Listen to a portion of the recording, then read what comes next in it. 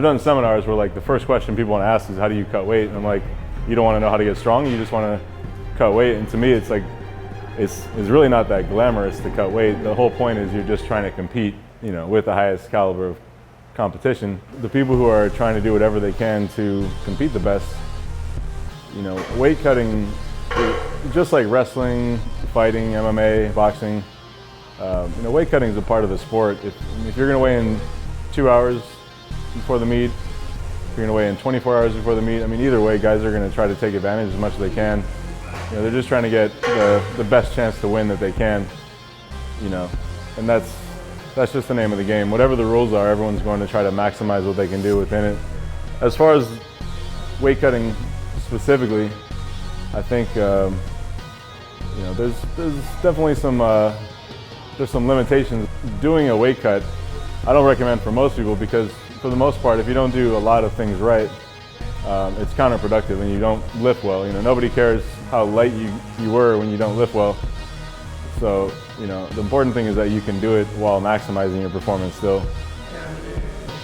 Just weighed in, 219.5. So you can see I'm looking a little bit thin right now, but time to drink up and rehydrate. Hard part's done. Now we just gotta eat and drink all day, get the weight back, and then come in rested for tomorrow. Everyone's doing a hard cut, and I think everyone is strong, so it's going to be fun tomorrow. Yeah, it wasn't that bad this time, so I don't feel like desperately out of it. Full belly, 239.6. I was drinking water, eating pancakes, eating waffles, eating General Tso's chicken, because I'm kind of Chinese. I'll eat this fucking muffin right now, but I don't like muffins. I'm feeling great. I'm looking at Dan's abs. It's visually appealing. It is. They only get them for like 1 day a year. Yeah, well, twice.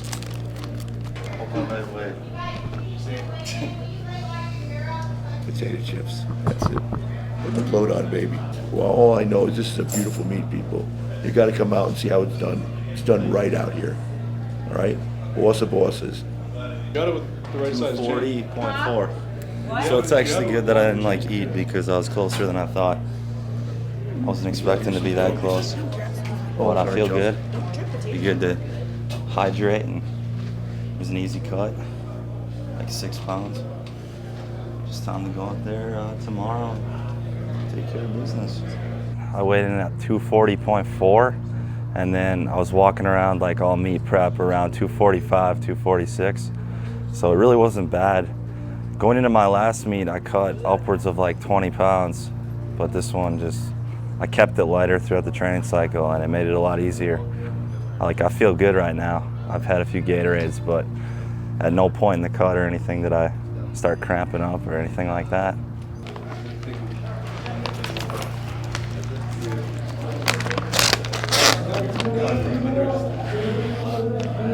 So I like the animal mass, especially after weigh-in to make a shake, because it's like 84 grams of carbs, so it's a quick way to carb up. It's all powder, you know, plus all the other protein and lots of salt, potassium. So.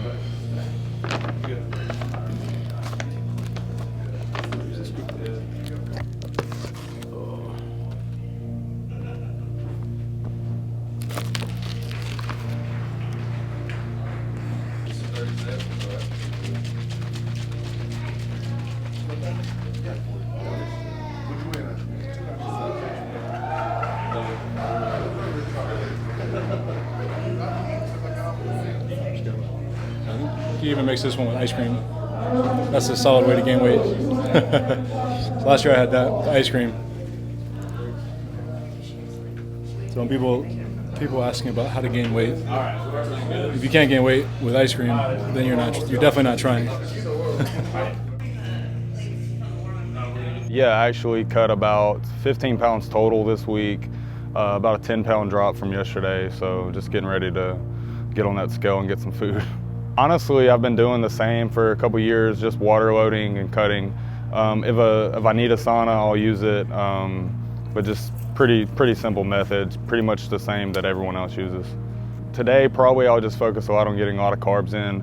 a lot of sodium. I'll try to minimize fats. I'll keep proteins, fairly high, but honestly, I'll eat as much as I can and just check my weight throughout the day. The goal usually is to get up to at least 240 before I compete the next day. And a lot of times I hit that mark, and a lot of times I don't, but it's a good goal to put the weight, as much weight back on as possible. I've been competing for about 4.5, 5 years. This is by far the biggest competition I've done. I actually could not do Boss Bosses 2 last year. I had to pull out due to an injury. So, I'm really excited to compete this year. Mindset going into a meet, just like any other lifter, I set goals at the beginning of a training cycle and progressively work towards those. I'm competing against 2 or 3 of the best 220s in the world tomorrow, so honestly, it's not more so about my own individual goals, but more so to compete and do what it takes to win. Competing against Dan Green, Kevin Oak, and Yuri Belkin, all really strong 220s.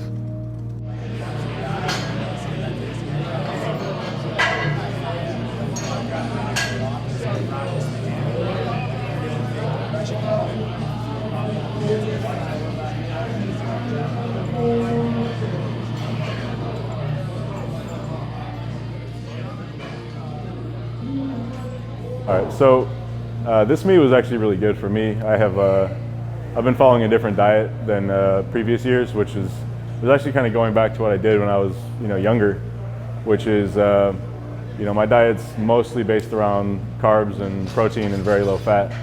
So it's enabled me to get my weight down very low, to be very lean. So I'm still carrying the strength and carrying the muscle I need to be strong, but body weight is literally just lower. And so of course that makes the weight cutting easy. This is the easiest weight cut I've done in 3 or 4 years. So for me, I'm happy about that. Now that I'm putting the weight back on afterwards, I still am going through the same struggle of just being stuffed.